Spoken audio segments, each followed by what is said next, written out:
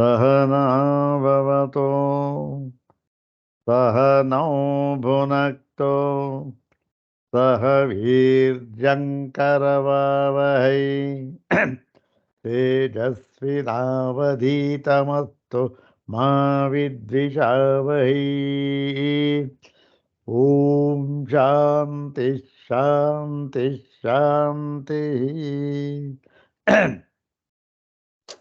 ॐ नारायणं पद्मभुवं वसिष्ठं शक्तिं च तत्पुत्रपराशरं च व्यासं शुकं गौडपदं महान्तं गोविन्दयोगीन्द्रमथस्य शिष्यं श्रीशङ्कराचार्यमथस्य पद्मपादं च हस्तामलकं च शिष्यम् तं तोटकं वात्तिककारमन्यान् अस्मद्गुरून्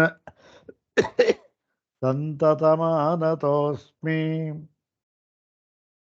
शङ्करं शङ्कराचार्यं केशवं बादरायणं सूत्रभाष्यकृतौ वन्दे भगवन्तौ पुनः पुनः।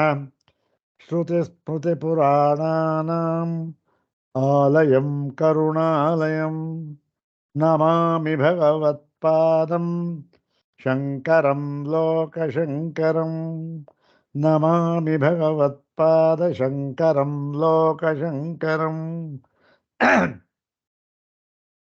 वन्दे तं सच्चिदानन्दं यतिवर्यं महामतिं वेदवेदान्तसारज्ञं सद्गुरुं प्रणतोऽस्म्यहम्। सदाशिवसमारम्भां शङ्कराचार्यमध्यमाम् अस्मदाचार्यपर्यन्तां वन्दे गुरुपरम्पराम्। ॐ नमो ब्रह्मादिभ्यो ब्रह्मविद्यासम्प्रदायकर्तृभ्यो वंशर्षिभ्यो नमो महद्भ्यो नमो गुरुभ्यः। सर्वोपप्लवरहितः प्रज्ञानघनः प्रत्यगर्थो ब्रह्मैवाहमस्मि ब्रह्मैवाहमस्मि। अधीहि भगवो ब्रह्म श्रीमच्छङ्कर भगवत्पूज्यपाद महासद्गुरुभ्यो नमः। श्री श्री सच्चिदानंदेन्द्र सरस्वती सद्गुरुभ्यो नमः। यो ब्रह्माणं विदधाति पूर्वं यो वै वेदांश्च प्रहिणोति तस्मै तन्मदेवमात्मबुद्धिप्रकाशं मुमुक्षुर्वै शरणमहं प्रपद्ये। ॐ शान्ति शान्ति शान्ति।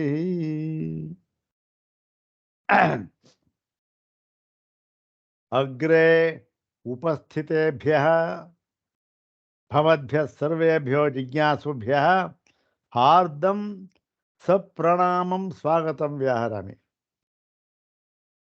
श्री श्री सच्चिदानंदेन्द्र सरस्वती स्वामिपादानां कर्तृकत्वेन प्रसिद्धा एका विशिष्टा अनन्या संशोधनात्मिका संस्कृत भाषायां निबद्धा कृतिः माण्डूक्य रहस्य विवृतिः इति एकः ग्रन्थः।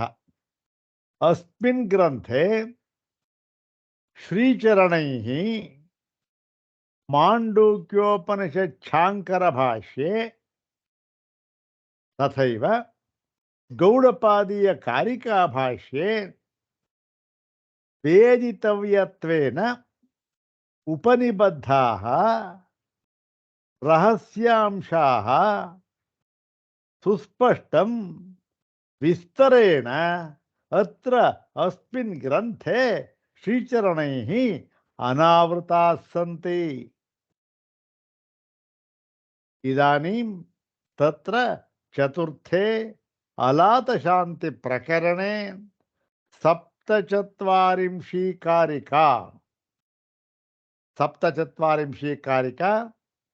ತದ್ಭಾಷ್ಯಭಾಗಃ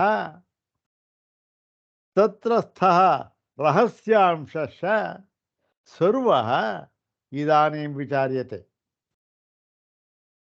ಅಗ್ರೆ ತಾವತ್ ಶ್ರೀ ಶ್ರೀ ಸ್ವಾಮಿಚರಣಾನಾಂ ಪ್ರಶಸ್ತಿ ಶ್ಲೋಕಮೇಕಂ ಪಠಿತ್ವಾ ತಾನ್ ಶಿರಸಾ ಪ್ರಣಮ್ಯ ಅನುಗ್ರಹಂ ಆಶೀರ್ವಾದಂಚ ಸ್ವೀಕೃತ್ಯ ಪ್ರಕೃತ ಭಾಗಂ ವಿಚಾರಯಾಮಃ. ಓಂ ಕಷಾಯ ರಹಿತಂ ಕಾಷಾಯ ವಾಸಂ ಸ್ವರೂಪನಿಷ್ಠಂ ಪರಿಪೂರ್ಣಬೋಧಂ ವಂದೇ ನಿಶಂ ಸಚ್ಚಿದಾನಂದರೂಪಂ ಸರಸ್ವತೀಂ ಇಂದ್ರಸಮಾನತೇಜಂ. ಓಂ ಕಷಾಯ ರಹಿತಂ ಕಾಷಾಯ ವಾಸಂ ಸ್ವರೂಪನಿಷ್ಠಂ ಪರಿಪೂರ್ಣಬೋಧಂ ವಂದೇ ನಿಶಂ ಸಚ್ಚಿದಾನಂದರೂಪಂ ಸರಸ್ವತೀಂ ಇಂದ್ರಸಮಾನತೇಜಂ.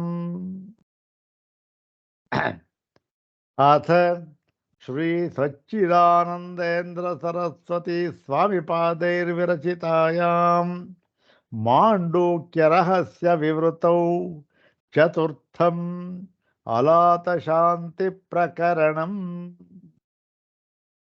ತತ್ರ ಸಪ್ತಚತ್ವಾರಿಂಶಿ ಕಾರಿಕಾ. ಇದಾನೀಂ ದ್ವಿವಾರಂ ಪಠಾಮಃ.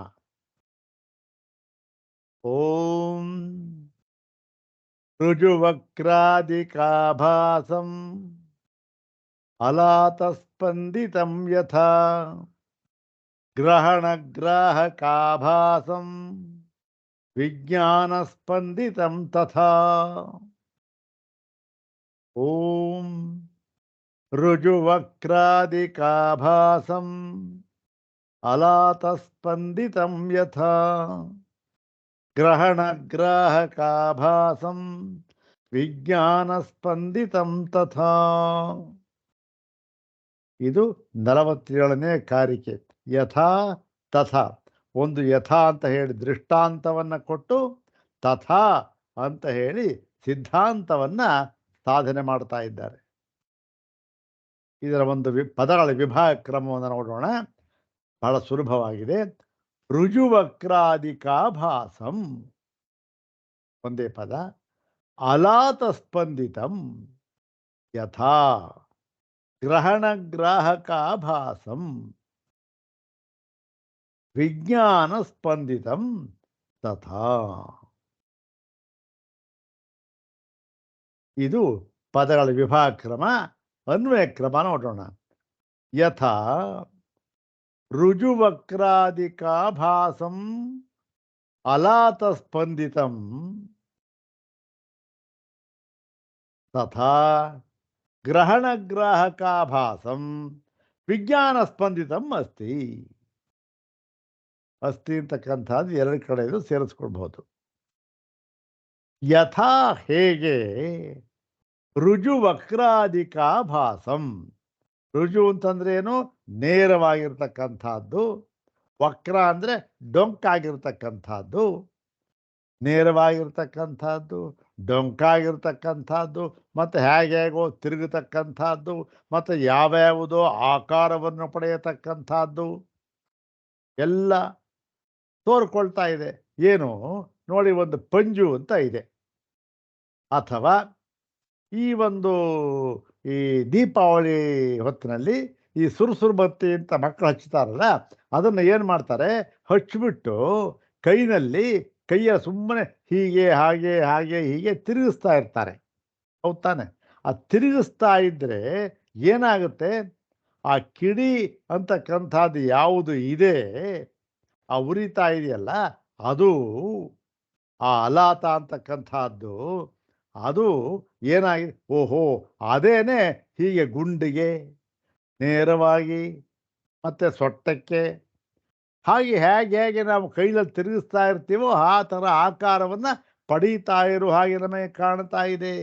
ಓಹೋ, ಏನಪ್ಪ ಸುರುಸುರುಬತ್ತಿ ಹೀಗೆ ಸುತ್ತಾ ಇದೆ, ತಿರುಗ್ತಾ ಇದೆ.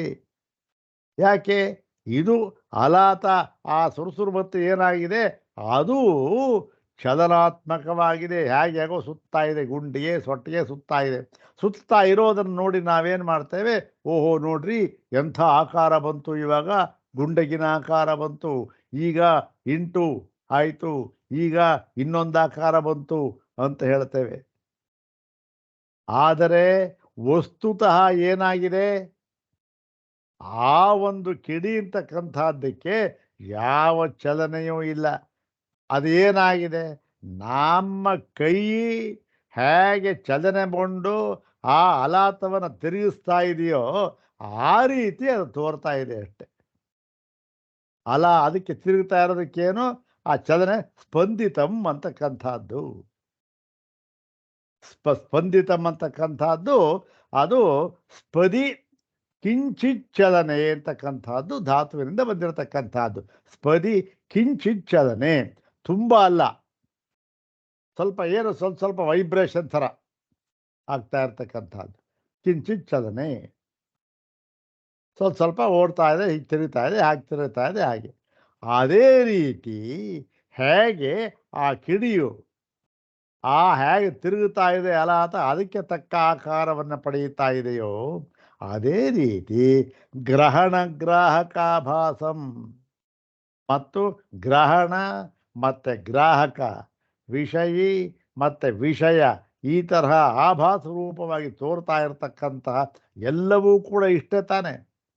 ಪ್ರಪಂಚವೆಲ್ಲವೂ ಕೂಡ ಒಂದು ವಿಷಯ ಭಾವ, ವಿಷಯೀ ಭಾವ, ಅರಿಯತಕ್ಕಂಥವನು ಮತ್ತು ವಿಷಯ, ಅರಿಯಲ್ಪಡ್ತಕ್ಕಂಥ ಒಂದು ಎರಡೇ. ಹೀಗೆ ತೋರ್ತಾ ಇರ್ತಕ್ಕಂಥದ್ದು ಏನು ಗೊತ್ತೇನು, ಅಲ್ಲಿ ಹೇಗೆ ಆ ಚಲನೆ ಅಂತಕ್ಕಂಥದ್ದು ಆ ಒಂದು ಕಿಡಿ ಆ ಪಂಜಿನ ಒಂದು ಅಲಾತಕ್ಕೆ ತಕ್ಕಂತೆ ಇತ್ತೋ, ಅದರ ಸ್ಪಂದನೆಗೆ ತಕ್ಕಂತೆ ಇತ್ತೋ, ಇಲ್ಲಿ ಏನಾಗಿದೆ, ಈ ಪ್ರಪಂಚವೆಲ್ಲವೂ ಕೂಡ ವಿಷಯ ರೂಪವಾಗಿರತಕ್ಕಂತಹ ಈ ಎಲ್ಲ ಪ್ರಪಂಚವೂ ಕೂಡ ತೋರ್ತಾ ಇರತಕ್ಕಂಥದ್ದು ಯಾಕೆ ಗೊತ್ತೇ, ಇದು ವಿಜ್ಞಾನ ಸ್ಪಂದಿತಂ. ವಿಜ್ಞಾನದ ಒಂದು ಸ್ಪಂದನೆಯೇ ತಕ್ಕ ಹಾಗೆ ಇದು ಗ್ರಹಣ ಗ್ರಾಹಕಾಭಾಸ ತೋರ್ತಾ ಇದೆ, ಪ್ರಪಂಚ ತೋರ್ತಾ ಇದೆ. ಅಂದ್ರೇನು, ನಿಜವಾಗಿ ಆ ಅಲಾತಕ್ಕೆ, ಆ ಸುರುಸುರುಬತ್ತಿಗೆ ಯಾವ ವಿಕಾರವೂ ಇಲ್ಲವೋ, ಕೇವಲ ಅದು ಆ ತಿರುಗ್ತಾ ಇದೆಯಲ್ಲ ಅದಕ್ಕೆ ತಕ್ಕ ಹಾಗೆ ಆಕಾರವನ್ನು ಪಡೀತಾ ಇದೆಯೋ, ಸ್ವತಃ ನಿರ್ವಿಕಾರವಾಗಿದೆಯೋ, ಅದೇ ರೀತಿ ಇಲ್ಲಿಯೂ ಕೂಡ ಈ ವಿಜ್ಞಾನ ಸ್ಪಂದಿತವಾಗಿ ಎಲ್ಲವೂ ಕೂಡ ಗ್ರಹಣ ಗ್ರಾಹಕಾಭಾಸವಾಗಿ ತೋರ್ತಾ ಇದೆ, ಆಭಾಸ ರೂಪವಾಗಿ ತೋರ್ತಾ ಇರತಕ್ಕಂಥದ್ದು ಸ್ವತಃ ಏನಾಗಿದೆ, ಯಾವ ಚಲನೆಯೂ ಇಲ್ಲದೆ ಕೂಟಸ್ಥ ನಿತ್ಯವಾಗಿರತಕ್ಕಂತಹ ಏಕಮೇವಾದ್ವಿತೀಯವಾದ ತತ್ವ. ಸರಿ, ಇಲ್ಲಿ ಒಂದು ಸಣ್ಣ ಒಂದು ಈ ದೋಷದಂತೆ ತೋರುತ್ತೆ. ಏನ್ರಿ, ವಿಜ್ಞಾನ ಸ್ಪಂದಿತಂ ಅಂತಂದರೆ ಇಲ್ಲಿ ವಿಜ್ಞಾನ ಅಂತಂದರೆ ನೋಡಿ, ಈ ವಿಜ್ಞಾನ ಅಂತಕ್ಕಂಥನ್ನುವ ಪದ ಇದು ಬೌದ್ಧರ ಪರಿಭಾಷೆಯೂ ಹೌದು, ಮತ್ತೆ ವೇದಾಂತದ ಪರಿಭಾಷೆಯೂ ಹೌದು. ಹೌದು ತಾನೆ? ಆದರೆ ಇಲ್ಲಿ ವೇದಾಂತದ ಪರಿಭಾಷೆಯಲ್ಲಿ ಪ್ರಯುಕ್ತವಾಗಿದೆ ಯಾವುದು, ವಿಜ್ಞಾನ ಅಂತಕ್ಕಂಥದ್ದು. ಈ ವಿಜ್ಞಾನ ಅಂತಕ್ಕಂಥದ್ದು ಇಲ್ಲಿ ಅದನ್ನು ಮುಂದೆ ಭಾಷ್ಯದಲ್ಲಿ ಬರೀತಾರೆ, ಈ ವಿವೃತಿಯಲ್ಲಿ ಕೂಡ ಬರೀತಾರೆ ಸ್ವಾಮಿಗಳದನ್ನು. ವಿಜ್ಞಾನ ಅಂತಂದರೆ ಇದು ವಿಜ್ಞಾನ ಅಂದ್ರೇನು, ವಿಸ್ತೃತವಾದ ಅಥವಾ ವಿಶೇಷವಾದ ಜ್ಞಾನ ಅಂತಕ್ಕಂಥದ್ದಲ್ಲ. ಜ್ಞಾನ ಅಂದ್ರೇನು, ಧಾತ್ವರ್ಥ ಏನಾಗುತ್ತೆ ಅದಕ್ಕೆ, ಜ್ಞಾ ಅವಬೋಧನೆ ಅಂತ ಅರ್ಥ, ಅಂದರೆ ಅರಿಯುವುದು ಅಂತ ಅರ್ಥ. ಇಲ್ಲಿ ಅರಿಯುವುದು ಅಂತನ್ನೋ ಅರ್ಥದಲ್ಲಿ ವಿಜ್ಞಾನ ಇಲ್ಲ. ಏನು ಎಲ್ಲವನ್ನೂ ಅರಿತಾ ಇದೆ ಅಂದರೆ ಅರಿತಾ ಇರತಕ್ಕಂಥ ಒಂದು ಕ್ರಿಯೆಯನ್ನ ಮಾಡ್ತಾ ಇದೆ ಅಂತಲೋ ಅಥವಾ ಕ್ರಿಯೆಗೆ ಒಳಪಟ್ಟಿದೆ ಅಂತಲೋ ಅರ್ಥವಲ್ಲ. ನಾವು ಅರಿತಾ ಇದ್ದೇವೆ, ಈ ಪ್ರಪಂಚವನ್ನು ನಾವು ಅರಿತಾ ಇದ್ದೇವೆ, ಎದುರಿಗೆ ಇದೆಲ್ಲ ನೀವೆಲ್ಲ ಕೂರ್ತಿದ್ದೀರಿ ಅಂತಕ್ಕಂಥ ಅರಿವು ಇದೆಯಲ್ಲ, ಅದೇನದು? ಇದು ಅರಿಯುವಿಕೆ ಎಂಬ ಕ್ರಿಯೆಗೆ ಒಳಗಾಗಿದ್ದೇನೆ ನಾನು. ಆ ಥರ ಅಲ್ಲ ಇದು. ವಿಜ್ಞಾನ ಅಂತಂದರೆ ಇಲ್ಲಿ ಕೇವಲ ಜ್ಞಾನ. ಇಲ್ಲಿ ಅರಿಯುವಿಕೆ ಅಂತಂದರೆ ಧಾತ್ವರ್ಥ ಅಲ್ಲ. ಅಂದರೆ ಅರಿವಿನ ಗಟ್ಟಿ ಅರಿವೇ ಅಂತ ಅಷ್ಟೇ. ಅರಿವಿನ ಕ್ರಿಯೆಗಿಯೇ ಅದು ಯಾವುದೂ ಅಲ್ಲ ಇಲ್ಲಿ. ಇಂತಹ ಅರಿವಿನ ಗಟ್ಟಿಯಾಗಿರತಕ್ಕಂಥದ್ದು ಏನಾಗಿದೆ, ಅದಕ್ಕೆ ಯಾವ ಚಲನೆಯೂ ಇಲ್ಲ. ಅದು ಏಕಮೇವಾದ್ವಿತೀಯ ಕೂಟಸ್ಥ ನಿತ್ಯ. ಅದೇ ಹೇಗೆ ವಿಜ್ಞಾನ ಸ್ಪಂದಿತವಾಗುತ್ತೆ, ಅದು ಚಲನೆ ಆಗ್ತಾ ಇದೆಯಂತೆ, ಅದಕ್ಕೆ ತಕ್ಕ ಹಾಗೆ ಈ ವಿಷಯಗಳು ನಮ್ಮ ತೋರ್ತಾ ಇದೆಯಂತೆ. ಚಲನೆಯೇ ಇಲ್ವಲ್ಲ ಸ್ವಾಮಿ ಅದಕ್ಕೆ. ಅಂದರೆ ಅದಕ್ಕೆ ಭಾಷ್ಯದಲ್ಲಿ ಬರೀತಾರೆ, ಅದಕ್ಕೆ ವಿಜ್ಞಾನ ಸ್ಪಂದಿತಂ ಅಂದರೆ ಏನು ಗೊತ್ತೇ? ಸ್ಪಂದಿತಂ ಇವ ಇತ್ಯರ್ಥ. ಅಂದರೆ ವಿಜ್ಞಾನ ಸ್ಪಂದಿತವಾಗಿದೆಯೋ ಎನ್ನುವಂತೆ. ನಿಜವಾಗಿ ಸ್ಪಂದನೆ ಅಂತಕ್ಕಂಥದ್ದು ಇಲ್ಲವೇ ಇಲ್ಲ ಅದಕ್ಕೆ. ಅದನ್ನು ಭಾಷ್ಯದಲ್ಲಿ ಬರೀತಾರೆ, ಅಲ್ಲಿ ನೋಡೋಣ. ಹೀಗೆ ಇಲ್ಲಿ ದೃಷ್ಟಾಂತವನ್ನು ಆ ಒಂದು ಅಲಾತ ಅಂದರೆ ನಮಗೆ ಈ ಕೆಲವರಿಗೆ ಅಲಾತ ಅಂದರೆ ಅದು ಅರ್ಥವಾಗೋದಿಲ್ಲ. ಸುರುಸುರು ಬತ್ತಿ ಅಂದರೆ ಅರ್ಥವಾಗ್ಬಿಡುತ್ತೆ. ದೀಪಾವಳಿ ಸುರುಸುರು ಬತ್ತಿ ಅರ್ಥವಾಗ್ಬಿಡುತ್ತೆ. ಅದೆಲ್ಲ ಒಂದೇ. ಅದು ಹೇಗೆ ತಿರುಗುತ್ತೋ ಅದಕ್ಕೆ ತಕ್ಕಂತೆ ಅದರ ಆಕಾರ ಕಿಡಿ ಪಡಿತಾ ಇರುತ್ತೆ. ಅದೇ ರೀತಿ ಈ ವಿಜ್ಞಾನ ಹೇಗೆ ಸ್ಪಂದನೆ ಆಗ್ತಾ ಇದೆಯೋ ಆ ರೀತಿ ಈ ಒಂದು ನಮಗೆ ವಿಷಯಿ ಮತ್ತು ಎಲ್ಲ ದ್ವೈತವೂ ಕೂಡ ನಮಗೆ ತೋರ್ತಾ ಇದೆ ಅಂತ ಹೇಳ್ತಾರೆ. ಇಲ್ಲಿ ಭಾಷ್ಯದಲ್ಲಿ ಕೆಲವು ರಹಸ್ಯ ವಿಚಾರ, ಇದನ್ನೇ ರಹಸ್ಯಾಂಶವನ್ನು ಸ್ವಾಮಿಗಳು ತೆಗೆದಿಟ್ಟಿದ್ದಾರೆ. ಅದನ್ನು ನೋಡೋಣ. ಈಗ ಇದಕ್ಕೆ ಅರ್ಥವಾಯ್ತಲ್ವಾ? ಕಾರಿಕೆಗೆ ನೋಡೋಣ. 294ನೇ ಭಾಷ್ಯ ಭಾಗ ಸ್ವಲ್ಪ ಒಂದು ಸಂಬಂಧ ಭಾಷ್ಯ ಇದೆ. ಅದನ್ನು ಮೊದಲು ಬೇಕಾದ್ರೂ ಹೇಳ್ಬೋದು, ಇಲ್ಲಿ ಆಮೇಲೆ ಹೇಳಿದ್ದಾರೆ, ವಿವೃತ್ತಿಗೆ ಅನುಕೂಲವಾಗಲಿ ಅಂತ ನೋಡೋಣ. 294ನೇ ಭಾಷ್ಯ ಭಾಗ. ಯಥೋಕ್ತಂ ಪರಮಾರ್ಥ ದರ್ಶನಂ ಪ್ರಪಂಚಯಿಷ್ಯನ್ ಆಹಾ. ಇಲ್ಲಿಯವರೆಗೆ ಹೇಳಿರತಕ್ಕಂತಹ ಪರಮಾರ್ಥ ದರ್ಶನವನ್ನು ತೋರಿಸುವುದಕ್ಕೋಸ್ಕರ ಈಗ ಇಲ್ಲಿ ಭಗವಾನ್ ಗೌಡಪಾದರು ಹೇಳ್ತಾ ಇದ್ದಾರೆ ಈ 47ನೆಯ ಕಾರಿಕೆಯನ್ನು. ಇಲ್ಲಿಯವರೆಗೆ ಹೇಳಿದರು, ಎಲ್ಲಿ ಬೌದ್ಧರ ವಿಚಾರದಲ್ಲೂ ಹೇಳಿದರು, ಬೇರೆ ಕಡೆಯಲ್ಲಿಯೂ ಹೇಳಿದರು. ನೋಡ್ರಿ, ನಮ್ಮ ವಿಜ್ಞಾನ ನಿಮ್ಮ ವಿಜ್ಞಾನಕ್ಕೆ ಏನು ವ್ಯತ್ಯಾಸ ಎಲ್ಲವನ್ನೂ ಹೇಳಿದರು. ಪರಮಾರ್ಥ ದರ್ಶನ ಅಂದರೆ ಏನು, ನಮ್ಮದು ಈ ಪರಮಾರ್ಥ ದರ್ಶನ ಅಂತಕ್ಕಂಥದ್ದನ್ನು ಹೇಳಿದರು. ಹೌದು ತಾನೆ? ಅವೆಲ್ಲ ಹಿಂದೆ ಹೇಳಿದ್ದಾಗಿದೆ. ಅದನ್ನು ಈಗ ಇನ್ನೊಂದು ಸಾರಿ ತೋರಿಸುವುದಕ್ಕೋಸ್ಕರ, ಹಿಂದೆ ಹೇಳಿದ್ದನ್ನೇ ಈಗ ತೋರಿಸುವುದಕ್ಕೋಸ್ಕರ ಈ ಒಂದು ದೃಷ್ಟಾಂತ ರೂಪದಿಂದ ಈ ಕಾರಿಕೆಯಲ್ಲಿ ಹೇಳುತ್ತಿದ್ದಾರೆ. ಸಂಬಂಧ ಇದು. ಈಗ ಭಾಷ್ಯ ನೋಡೋಣ. 295ನೇ ಭಾಷ್ಯವಾಗ. ಯಥಾ ಹಿ ಲೋಕೆ ರುಜುವಕ್ರಾದಿ ಪ್ರಕಾರಾಭಾಸಂ ಅಲಾತ ಸ್ಪಂದಿತಂ ಉಲ್ಕಾಚಲನಂ. ಹೇಗೆ ಪ್ರಪಂಚದಲ್ಲಿ ನಮಗೆ ಪ್ರಪಂಚ ನಮ್ಮ ಅನುಭವದಲ್ಲಿರತಕ್ಕಂಥದ್ದು, ನೇರವಾಗೋದು, ಡೊಂಕಾಗಿರೋದು, ಏನೇನೋ ಪ್ರಕಾರವಾದ ಒಂದು ಆಕಾರ ಇದೆಯಲ್ಲ, ಆಕಾರ ಆ ತೋರ್ತಾ ಇದೆಯಲ್ಲ, ಅದು ಏನಾಗಿದೆ, ಆ ಅಲಾತ, ಆ ಸುರುಸುರು ಬತ್ತಿ ಅಂತಕ್ಕಂಥದ್ದು ಯಾವ ರೀತಿ ಆಡ್ತಾ ಇದೆಯೋ ಅದಕ್ಕೆ ತಕ್ಕಂತೆ ಅದು ತೋರ್ತಾ ಇದೆ ಅಷ್ಟೆ. ಅದರ ಒಂದು ಚಲನೆಗೆ ಚಲನೆ, ಅಲಾತ ಉಲ್ಕಾ ಚಲನೆಗೆ ತಕ್ಕಂತೆ ಇದೆ. ಅದೇ ರೀತಿ ಇಲ್ಲಿ ಗ್ರಾಹಕ ಭಾಸಂ ವಿಷಯಾಭಾಸಂ ವಿಷಯ ರೂಪವಾಗಿರತಕ್ಕಂಥ ಎಲ್ಲ ಈ ದ್ವೈತ ಪ್ರಪಂಚವೂ ಕೂಡ ಏನಾಗಿದೆ, ಅದೇ ರೀತಿ ತೋರ್ತಾ ಇದೆ. ಇಲ್ಲೇನೋ ಅಲಾತದಿಂದ ಅದರ ಚಲನೆಯಿಂದ ತೋರ್ತಾ ಇದೆ. ಇಲ್ಲಿ ತೋರ್ತಾ ಇದೆ, ಯಾವುದರಿಂದ ತೋರ್ತಾ ಇದೆ? ಕಿಂ ತತ್, ಯಾವುದದು ಅಂತಂದರೆ ವಿಜ್ಞಾನ ಸ್ಪಂದಿತಂ. ಅದು ವಿಜ್ಞಾನ ಸ್ಪಂದಿತ ಅಂದರೆ ಅರಿವು, ಕೂಟಸ್ಥ ನಿತ್ಯವಾದ ಅರಿವು, ಪರಮಾರ್ಥ ದರ್ಶನ ಅಂತ ಏನಿದೆಯೋ ಅದರ ಚಲನೆಗೆ ತಕ್ಕಂತೆ ಇವೆಲ್ಲವೂ ಕೂಡ ಚಲಿಸುವಂತೆ ತೋರ್ತಾ ಇದೆ. ಮತ್ತು ಇಲ್ಲಿ ಹೇಳಿದ್ರು ನೋಡಿ, ಸ್ಪಂದಿತಮಿವ ಸ್ಪಂದಿತಂ ಅವಿದ್ಯೆಯ. ನೋಡಿ, ನಿಜವಾಗಿ ಅರಿವಿಗೆ, ಈ ಪರಮಾರ್ಥವಾದ ಅರಿವಿಗೆ ಯಾವ ಚಲನೆಯೂ ಇಲ್ಲ. ಕೂಟಸ್ಥನಿತ್ಯವಾದ ತತ್ವ ಅದು, ನಿರ್ವಿಕಾರವಾದ ತತ್ವ.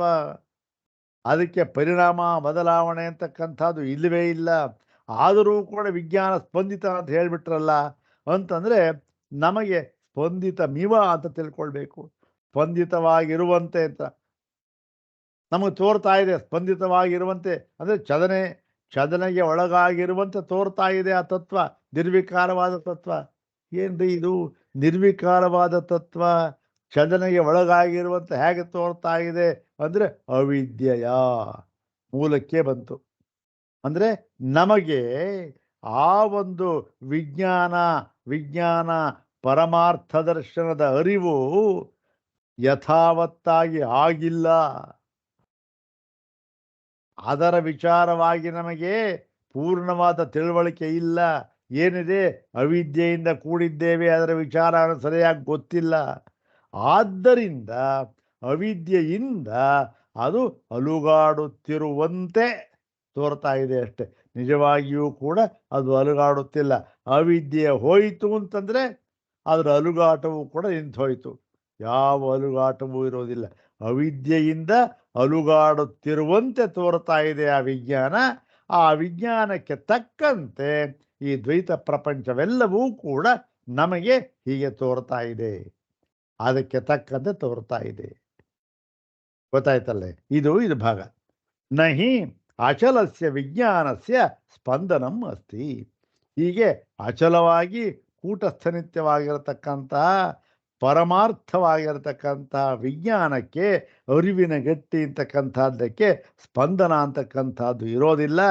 ಆದ್ದರಿಂದ ಸ್ಪಂದಿತಮಿವ, ಸ್ಪಂದನೆಗೆ ಒಳಗಾಗಿರುವಂತೆ ಯಾಕೆ ತೋರ್ತಾ ಇದೆ ಅಂತೆ ಅಂದರೆ ಅವಿದ್ಯೆಯಿಂದ ಆ ಒಂದು ತತ್ವದ ಬಗ್ಗೆ ನಮಗೆ ಸರಿಯಾದ ಜ್ಞಾನವು ಇಲ್ಲ. ಅದು ಅವಿದ್ಯೆಯಿಂದ ಆ ಥರ ಚಲಿಸುತ್ತಿರುವಂತೆ ತೋರ್ತಾ ಇದೆ ಅಷ್ಟೆ. ಅದಕ್ಕೆ ತಕ್ಕಂತೆ ದ್ವೈತ ಪ್ರಪಂಚ ತೋರ್ತಾ ಇದೆ ಅಷ್ಟೆ. ನಿಜವಾಗಿಯೂ ಕೂಡ ಚಲನೆಯೂ ಇಲ್ಲ, ದ್ವೈತ ಪ್ರಪಂಚವೂ ಇಲ್ಲ. ಮತ್ತೆ ಇದನ್ನು ನಾವು ಹಿಂದೆ 45ನೇ ಕಾರಿಕೆಯಲ್ಲೇ ನಾವು ಹೇಳಿಬಿಟ್ಟಿದ್ದೇವೆ. ಅಜಾಚಲಂ ಇತಿ ಉಕ್ತಂ. ಅಲ್ಲಿ ಹೇಳಿದಾರಲ್ಲ, ಯಾವುದು? ಅಜಾಚಲಮ ವಸ್ತುತ್ವಂ ವಿಜ್ಞಾನಂ ಶಾಂತಮದ್ವಯಂ. ಈ ವಿಜ್ಞಾನ ಅಂತಕ್ಕಂಥದ್ದು ಅಚಲ, ಅವಸ್ತುತ್ವ, ಮತ್ತೆ ಅದ್ವಯ, ಮತ್ತೆ ಶಾಂತ. ಯಾವುದು ಚಲನೆ ಅಂತಕ್ಕಂಥದ್ದು ಇಲ್ಲ ಎನ್ನುವುದನ್ನು ನಾವು ಹಿಂದೆಯೇ ಹೇಳಿಬಿಟ್ಟಿದ್ದೇವೆ. ಆದರೂ ಕೂಡ ಚಲನೆ ಇರುವಂತೆ ಯಾಕೆ ತೋರ್ತಾ ಇದೆ? ಅವಿದ್ಯೆಯಿಂದ ಅಂತ ಹೇಳಿ ಇದು ಭಾಷ್ಯ ಭಾಗ. ಈಗ ಈ ವಿವೃತ್ತಿ ಭಾಗವನ್ನು ನೋಡೋಣ. ಕೆಲವು ಅಂಶಗಳನ್ನು ಇಲ್ಲಿ, ಈ ರಹಸ್ಯಾಂಶಗಳನ್ನು ಇಲ್ಲಿ ಹೇಳಿದ್ದಾರೆ ಸ್ವಾಮಿಪಾದರವರು. ಸ್ವರೂಪೇಣ ಸತಃ ಏವ ವಿಜ್ಞಾನಸ್ಯ ನಾನಾಭಾಸತ್ವೇ ದೃಷ್ಟಾಂತಃ.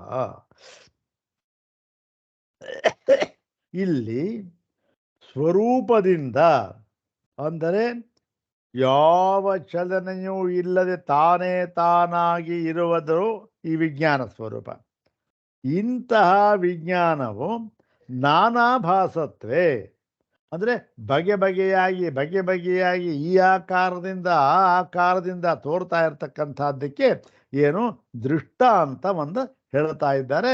ದೃಷ್ಟಾಂತವನ್ನು ಕೊಟ್ಟು ಅದರಂತೆ ಇದು ಅಂತ ಹೇಳ್ತಾ ಇದ್ದಾರೆ. ನೋಡೋಣ ಏನು ಅಂತ. ಇದು ಭಾಷ್ಯವನ್ನೇ ಇದು ಅನುವಾದ ಮಾಡಿಕೊಟ್ಟಿದ್ದಾರೆ. ಏನು ಇಲ್ಲಿ ಈ ಭಾಗದಲ್ಲಿ ಏನು ಹೆಚ್ಚಿಗೆ ವಿಷಯವಿಲ್ಲ. ಯಥೋಕ್ತಂ ಪರಮಾರ್ಥ ದರ್ಶನಂ ಪ್ರಪಂಚ ಇಷ್ಯನ್ನಾಹ. ಇಲ್ಲಿ ಹಿಂದೆ ಹೇಳಿದ ಪರಮಾರ್ಥ ದರ್ಶನವನ್ನೇ ತೋರಿಸಿಕೊಡುವುದಕ್ಕಾಗಿ ಈಗ 47ನೇ ಕಾರಿಕೆಯಲ್ಲಿ ಹೇಳ್ತಾ ಇದ್ದಾರೆ. ಯಥಾ ಹಿ ಲೋಕೆ ಅಲಾತ ಸ್ಪಂದಿತಂ ಉಲ್ಕಾಚಲನಂ. ಇದೆಲ್ಲ ಭಾಷೆಯಲ್ಲಿ ಬಂದಿರತಕ್ಕಂಥದ್ದು. ಅದರಿಂದ ಇದಕ್ಕೆ ವಿವರಣೆ ವಿವರಿಸಿದ್ದಾಗಿದೆ. ಇದು ಏನಿದು? ರುಜುವಕ್ರಾದಿಕಾಭಾಸಂ ಅಪ್ರಚ್ಯುತ ಸ್ವಭಾವಮೇವ ಅಲಾತಂ ಅಸತ್ಯ ನಾನಾ ಪ್ರಕಾರೈಃ ಆಭಾಸಯತಿ ಇತ್ಯರ್ಥಃ. ಇದು ರುಜುವಕ್ರಾದಿಕ ಅಂದರೆ ನಾನಾ ಪ್ರಕಾರವಾಗಿ ತಿರುಗತಕ್ಕಂಥ ಚಲನೆ ಅಂತಕ್ಕಂಥದ್ದು. ಇದು ಯಾವುದಕ್ಕೆ? ಆ ವಿಜ್ಞಾನಕ್ಕೆ ಇದೆಯಲ್ಲ ಅದು ಅಪ್ರಚ್ಯುತ ಸ್ವಭಾವಮೇವ. ಅದು ಯಾವ ಅದು ಚಲನೆಯೂ ಇಲ್ಲ, ಚ್ಯುತಿ ಅಂತಕ್ಕಂಥದ್ದು ಇಲ್ಲ, ಅದಕ್ಕೆ ಬದಲಾವಣೆ ಅಂತಕ್ಕಂಥದ್ದು ಇಲ್ಲ. ಹೀಗಿರುವ ಸ್ವಭಾವ ಇದೆಯಲ್ಲ, ಇದ್ದರೂ ಕೂಡ ಅಲಾತ ಕಿಡಿ ಆ ಬೆಂಕಿಯ ಪಂಜಿ ಯಾವ ಚಲನೆಯೂ ಇಲ್ಲ ಅದಕ್ಕೆ. ಆದರೂ ಕೂಡ ಅದೇನಾಗಿದೆ? ನಾನಾ ಪ್ರಕಾರೈ ಆಭಾಸಯತಿ, ಅನೇಕ ಪ್ರಕಾರವಾಗಿ ನಮಗೆ ತೋರ್ತಾ ಇದೆ. ತಿರುಗುತ್ತಾ ಇದೆ, ತಿರುಗಿಸ್ತಾ ಇದ್ದಾರೆ ಯಾರೋ, ಆ ಪ್ರಕಾರವಾಗಿ ಅದರ ಆಕಾರವಾಗಿ ಆ ಕೊಳ್ಳಿ ಅದರ ಆಕಾರವನ್ನು ಪಡೀತಾ ಇದೆ, ಆ ಕಿಡಿ ಇತ್ಯರ್ಥ. ತಥಾ ಹಾಗೆಯೇ ಗ್ರಹಣಗ್ರಾಹಕಾಭಾಸಂ ವಿಷಯಿ ವಿಷಯಾಭಾಸಂ ವಿಜ್ಞಾನ ಸ್ಪಂದಿತಂ. ಅಥವಾ ಇಲ್ಲಿಯೂ ಕೂಡ ಈ ಗ್ರಹಣ ಗ್ರಾಹಕ ಅಂದ್ರೇನು? ವಿಷಯ ಗ್ರಹಣ ಅಂತಂದರೆ ಆ ವಿಷಯಕ್ಕೆ ಸ್ವರೂಪವಾಗಿರ್ತಕ್ಕಂಥದ್ದು. ಗ್ರಾಹಕ ಅಂದರೆ ಅರಿಯುವವನ ವಿಷಯಿ. ಇದು ತೋರ್ತಾ ಇರ್ತಕ್ಕಂಥದ್ದು ಇದೆಯಲ್ಲ, ಇದು ತೋರ್ತಾ ಇರ್ತಕ್ಕಂಥದ್ದು ವಿಜ್ಞಾನ ಸ್ಪಂದಿತಂ. ವಿಜ್ಞಾನವು ಸ್ಪಂದನೆಯಾಗ್ತಾ ಇದೆ, ಅದಕ್ಕೆ ತಕ್ಕಂತೆ ಇದು ತೋರ್ತಾ ಇದೆ. ಹೇಗೆ ಕೊಳ್ಳಿ ಚಲನೆ ಆಗ್ತಾ ಇದೆ, ಅದಕ್ಕೆ ತಕ್ಕಂತೆ ಆಕಾರ ಇದೆಯೋ, ಹಾಗೆ ಇಲ್ಲಿ ವಿಜ್ಞಾನ ಸ್ಪಂದನೆಗೆ ತಕ್ಕಂತೆ ಈ ದ್ವೈತ ಪ್ರಪಂಚ ತೋರ್ತಾ ಇದೆ. ಮತ್ತು ತದ್ಧಿ ಸ್ಪಂದಿತಂ ವಿಜ್ಞಾನಂ ಸ್ವರೂಪೇಣ ಇವ ಸ್ಥಿತಂ ಗ್ರಾಹಕತ್ವೇನ ಆಭಾಸಯತಿ ಇತ್ಯರ್ಥ. ಇಲ್ಲಿ ಏನು? ಸ್ವತಃ ಈ ಸ್ಪಂದನೆಗೆ ಒಳಗಾಗಿರತಕ್ಕಂತಹ ವಿಜ್ಞಾನ ಇದೆಯಲ್ಲ, ಅದು ಸ್ವರೂಪೇಣ ತನ್ನ ಒಂದು ಸ್ವರೂಪದಿಂದ ಏನಾಗಿದೆ? ಅದು ಈ ಒಂದು ಯಾವ ಚಲನೆಯೂ ಇಲ್ಲದೆ ಇದ್ದರೂ ಕೂಡ ಅದು ಈ ಗ್ರಾಹಕ ಅರಿಯುವವನು ಮತ್ತು ಅರಿಯುವಿಕೆ ಎನ್ನುವ ಈ ಭಾವದಿಂದ, ದ್ವೈತ ಭಾವದಿಂದ ತೋರ್ತಾ ಇದೆ ಅಂತ ಅರ್ಥ.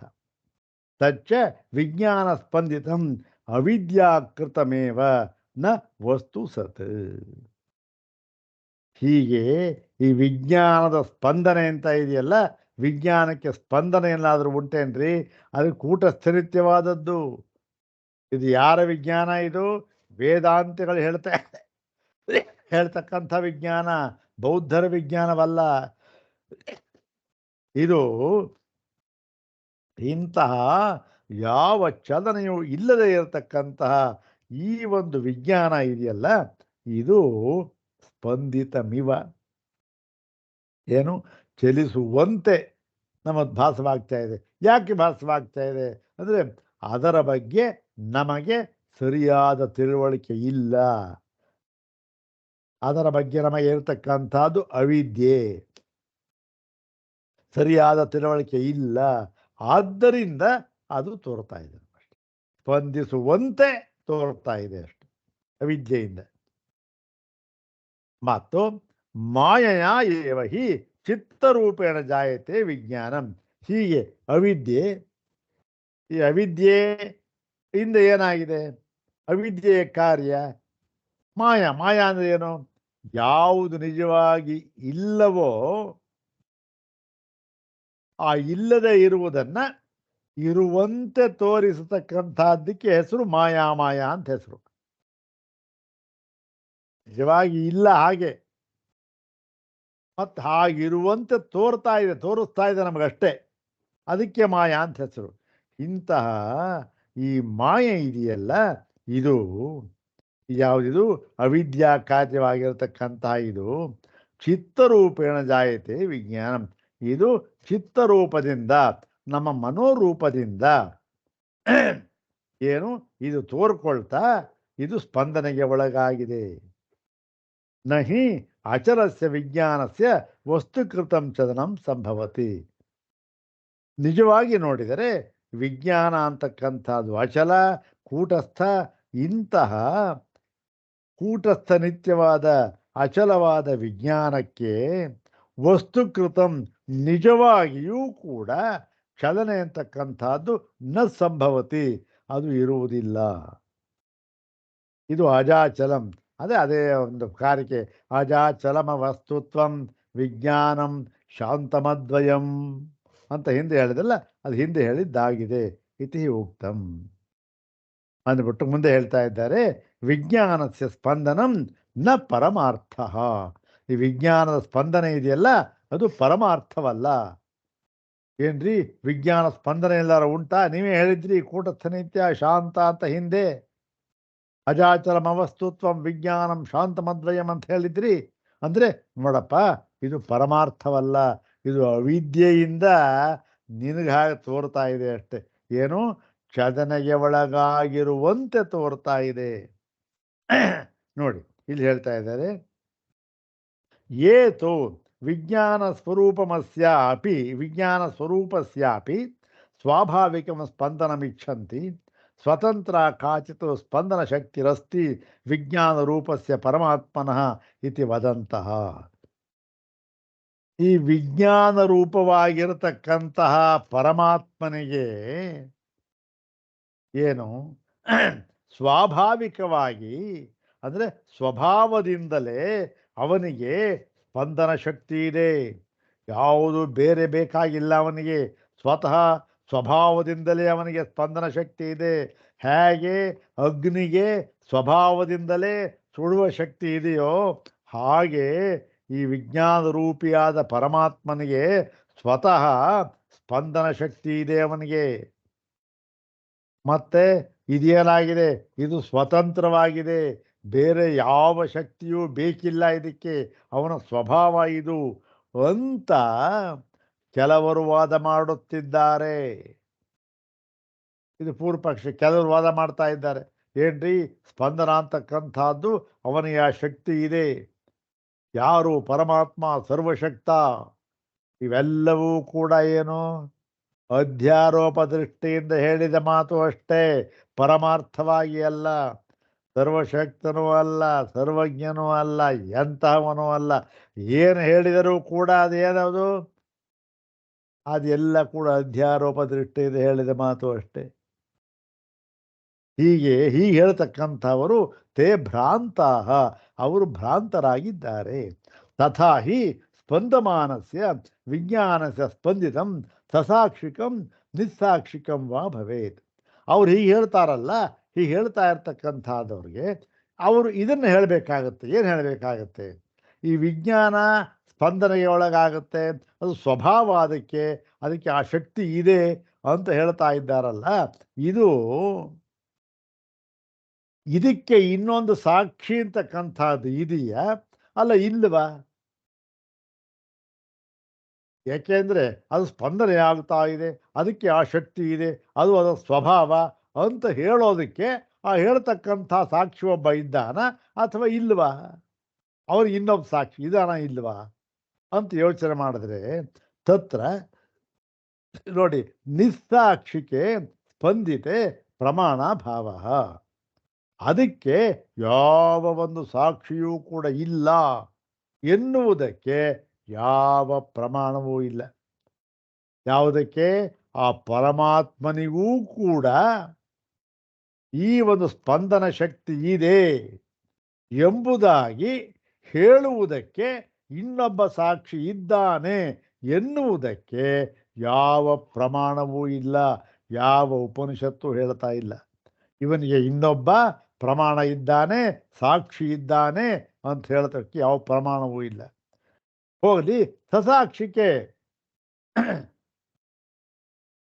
ಈ ಒಂದು ಇನ್ನೊಬ್ಬ ಇಲ್ಲ ಅಂತ ಹೇಳೋಕ್ಕೆ ಪ್ರಮಾಣ ಇಲ್ಲ. ಸಸಾಕ್ಷಿಕೆ ಯಾವನೋ ಪ್ರಮಾಣ ಇದ್ದಾನೆ ಅಂತ ಹೇಳಿದ್ರೆ, ತಸ್ಮಿನ್ ತದ್ಯತ್ ಸಸಾಕ್ಷಿಕಂ ತದ್ಯತ್ ಸಾಕ್ಷಿಕಂ ಸ ನಿತ್ಯ ನಿಸ್ಪಂದ ಇತಿ ಬಲಾತ್ ಅಭಿಭಗಂತವ್ಯಂ ಭವತಿ. ಈಗ ಯಾವನೊಬ್ಬ ಸಾಕ್ಷಿ ಇದ್ದಾನೆ, ಇವನ ಸ್ಪಂದನೆಯನ್ನು ನೋಡ್ತಾ ಇದ್ದಾನೆ ಅಂತ ಹೇಳೋದಾದರೆ, ಆ ನೋಡ್ತಾ ಇರ್ತಕ್ಕಂಥವನು ಹೇಗಿರಬೇಕು? ಅವನು ಸ್ಪಂದನೆಗೆ ಒಳಗಾಗಿರಬಾರದು, ಅವನು ಸ್ಪಂದನೆಗೆ ಒಳಗಾಗಿಬಿಟ್ಟು ಸಾಕ್ಷಿಯಾಗುತ್ತೆ.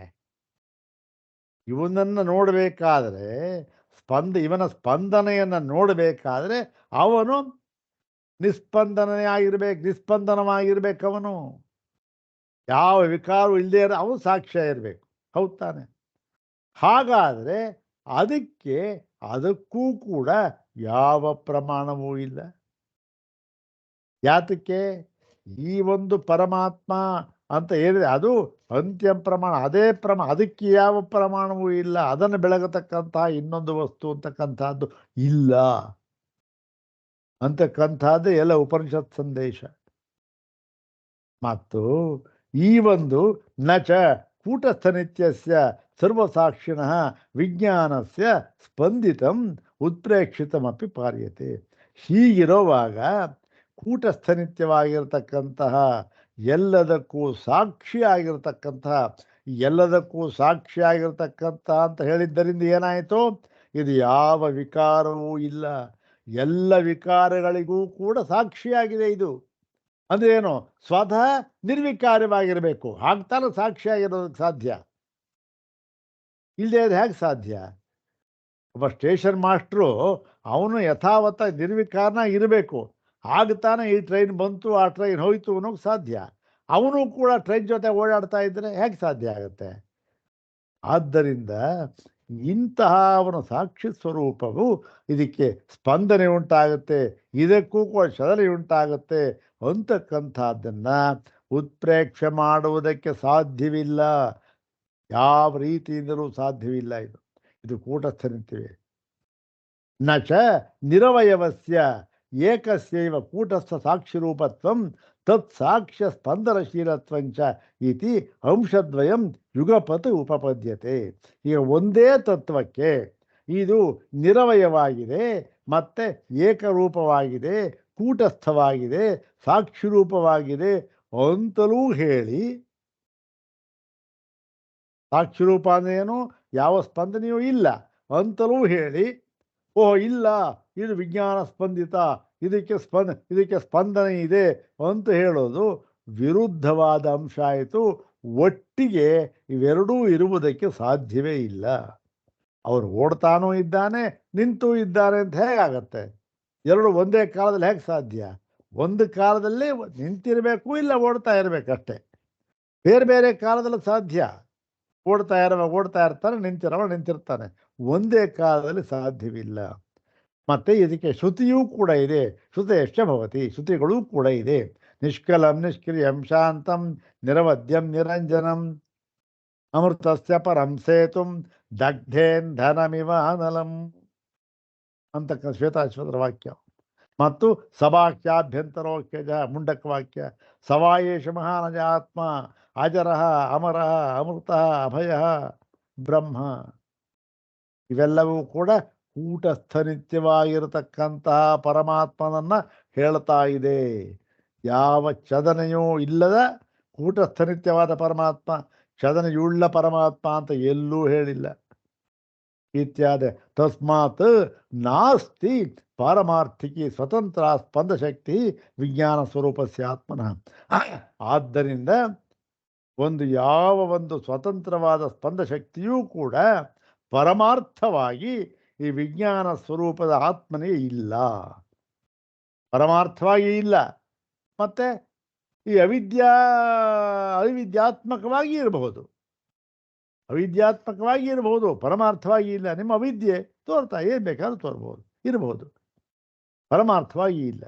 ನಚ, ಇಲ್ಲಿ ನೋಡಿ ಹೇಳ್ತಾ ಇದ್ದಾರೆ, ನಚ ವಿಜ್ಞಾನಂ ಧಾತ್ವರ್ಥೋ ಏನ ತದಪಿ ಸ್ಪಂದ ಸಗಂಧಂ ಆಶಂಕೇತ. ಒಂದು ವೇಳೆ ಈ ವಿಜ್ಞಾನ ಅಂತಕ್ಕಂಥದ್ದು ಧಾತ್ವರ್ಥ, ಧಾತುವಿಗೆ ಅನುಗುಣವಾಗಿ ಅರ್ಥ ಅಂತ ಆಗಿಬಿಟ್ಟೇನು? ಜ್ಞಾ ಅವಬೋಧನೆ, ಅರಿಯುವುದು ಅಂದರೆ ಏನು? ಅರಿವಿಕೆ ಎನ್ನುವ ಕ್ರಿಯೆಗೆ ಒಳಪಟ್ಟದ್ದು ಅಂತ ಹೇಳಿದಾಗ, ಧಾತ್ವರ್ಥ ತೆಗೆದುಕೊಂಡಾಗ ಆವಾಗ ಕ್ರಿಯೆ ಅಂತ ಆದಾಗ ಚಲನೆ ಅಂತ ಇರುತ್ತೆ.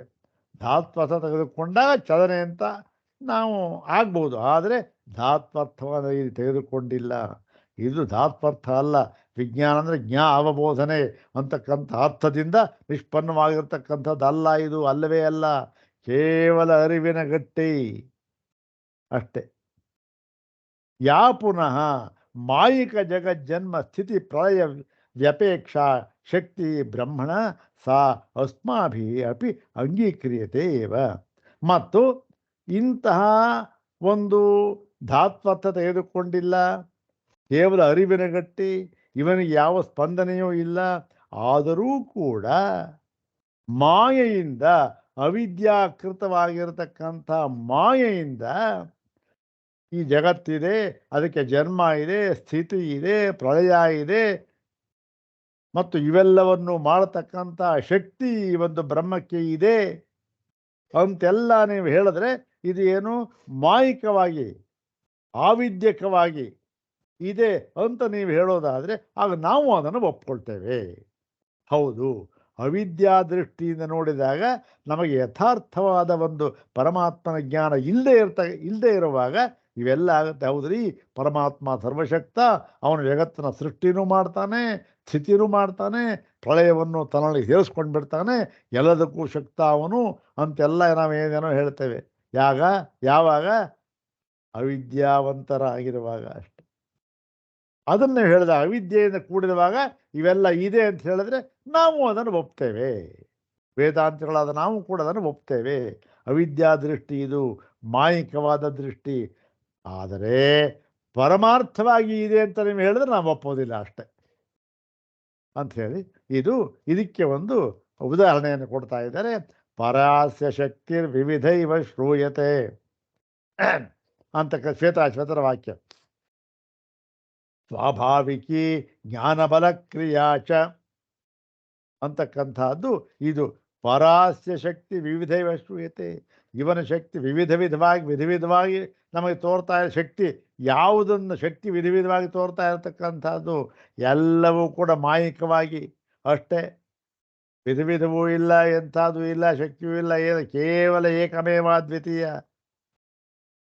ಯಾವುದಕ್ಕೆ ಶಕ್ತಿ ಏನೂ ಇಲ್ಲ. ಆದರೂ ಕೂಡ ಆವಿದ್ಯಕ ಅಂತ ಹೇಳಿದ್ರೆ ನಾವು ಒಪ್ತೇವೆ ಅದಕ್ಕೆ. ಮತ್ತೆ ಸರ್ವಾಣಿ ರೂಪಾಣಿ ವಿಚಿತ್ಯ ಧೀರ ನಾಮಾನಿ ಕೃತ್ವಾಭಿವದನ್ಯದಾಸ್ತೆ, ಇದು ತೈತ್ಯ ಆರಣ್ಯಕ್ಕೆ. ಅದು ಎಲ್ಲ ರೂಪಗಳನ್ನು ಧರಿಸ್ತಾನೆ ಅವನು, ಎಲ್ಲ ಹೆಸರು ರೂಪ ಎಲ್ಲ ಉಂಟು, ಎಲ್ಲ ಏನು ಎಲ್ಲ ಮಾಯಿಕವಾಗಿ ನಾವು ಒಪ್ತೇವೆ ಇದನ್ನು. ಆದರೆ ಪರಮಾರ್ಥವಾಗಿ ನಾವು ಒಪ್ಪೋದಿಲ್ಲ. ಮಾಯಿಕವಾಗಿ ಇವೆಲ್ಲ ಇದ್ದೇ ಇದೆ ನೋಡಿ, ಎಲ್ಲ ಹೇಳ್ತಾ ಇದ್ದಾರೆ. ಸುಖಕಾಮಯತ, ಅವನು ಕಾಮಿಸಿದನು, ಎಲ್ಲ ಮಾಯಿಕ. ಬಹುಶ್ಯಾಂ ಪ್ರಜಾ ಏತಿ ಸತಪೋ ತಪ್ಯತ ಸತಪಸ್ತತ್ವ ಇದಂ ಸರ್ವಮಸೃಜತ. ಇವೆಲ್ಲ ಏನು? ಇವೆಲ್ಲವೂ ಕೂಡ ಅಜ್ಞಾನ ದೃಷ್ಟಿಯಿಂದ. ಪರಮಾರ್ಥವಾದ ದೃಷ್ಟಿ ನಮಗಿಲ್ಲ, ಆವಿದ್ಯಕವಾದದ್ದು, ನಿಜವಾದ ಜ್ಞಾನ ಇಲ್ಲ. ಆವಾಗ ಏನಾಗುತ್ತೆ? ಇವೆಲ್ಲ ಸೃಷ್ಟಿಯೂ ಉಂಟು, ಸ್ಥಿತಿಯೂ ಉಂಟು, ಲಯವೂ ಉಂಟು, ಎಲ್ಲವೂ ಉಂಟು ಇತ್ಯಾದಿ ಶ್ರುತ್ಯವಗತತ್ವಾತ್ ಇತಿ ಅನ್ಯದೇತತ್. ಅಂದರೆ ಇದು ಬೇರೆ ವಿಚಾರ. ಏನು? ಯಾವಾಗ ಪರಮಾರ್ಥ ಸ್ವರೂಪದ ಅರಿವು ಯಥಾರ್ಥವಾಗಿ ಆಗುವುದಿಲ್ಲವೋ ಆಗ ಇವೆಲ್ಲವೂ ಕೂಡ ಓಹೋ ಪರಮಾತ್ಮ ಸರ್ವಶಕ್ತ ಕಣ್ರಿ, ಅವನು ಎಲ್ಲವನ್ನೂ ಸೃಷ್ಟಿ ಮಾಡ್ತಾನೆ, ಏನು ಬೇಕಾದರೂ ಮಾಡ್ತಾನೆ, ಎಲ್ಲವನ್ನೂ ಲಯವನ್ನು ಮಾಡಿಕೊಂಡು ಬಿಡುತ್ತಾನೆ, ತನ್ನಲ್ಲಿ ಸೆಳೆದುಕೊಂಡು ಬಿಡುತ್ತಾನೆ, ಬೇರೆ ಬೇರೆ ವಿಧವಾದ ರೂಪದಲ್ಲಿ ತೋರ್ಕೊಳ್ತಾನೆ. ಮತ್ತೆ ಅವನು ಯೋಚಿಸಿದನು, ಅವನು ಬಹು ಆಗುವೆನು, ಅವನು ತಪಸ್ಸನ್ನು ಮಾಡಿದನು, ಎಲ್ಲವನ್ನು ಸೃಷ್ಟಿ ಮಾಡಿ. ಇವೆಲ್ಲವೂ ಕೂಡ ಏನು? ಆವಿದ್ಯಕ, ಅವಿದ್ಯಾ ದೃಷ್ಟಿಯಿಂದ. ಉಪನಿಷತ್ತು ಹೇಳಿರತಕ್ಕಂಥದ್ದು ಇವೆಲ್ಲವನ್ನು ಹೇಳಿದ್ದಾರೆ, ಇಲ್ಲ ಅಂತಲ್ಲ. ಆದರೆ ಇದ್ಯಾವುದು ಪರಮಾರ್ಥವಾಗಿ ಅಲ್ಲ. ಪರಮಾರ್ಥವಾಗಿ ಹೇಳಿರತಕ್ಕಂಥದ್ದು ಇವನು ಸತ್ಯಂ ಜ್ಞಾನಮನಂತ, ಆ ಸತ್ಯಂ ಜ್ಞಾನಮನಂತಂ ಬ್ರಹ್ಮ ಅಂತ ಹೇಳುವುದು ಕೂಡ ಸತ್ಯತ್ವ, ಜ್ಞಾನತ್ವ, ಅನಂತತ್ವ ಅಂತೇನೋ ಇದೆಯಲ್ಲ, ಅವೆಲ್ಲವೂ ಅದೂ ಕೂಡ ಅಷ್ಟೇ ಕೇವಲ ಅಧ್ಯಾರೋಪ ದೃಷ್ಟಿಯಿಂದ ಹೇಳಿದ ಮಾತು.